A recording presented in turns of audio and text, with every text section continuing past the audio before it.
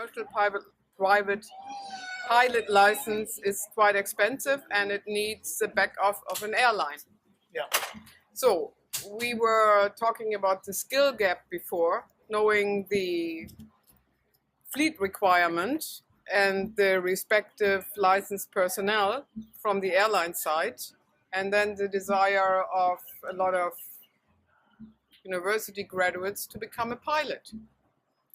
And you have it, for example, in Australia, that once they have acquired a private pilot license, they don't have the finances to enter the training, which is simulator based and needs the support of an airline, to continue for a commercial pilot license.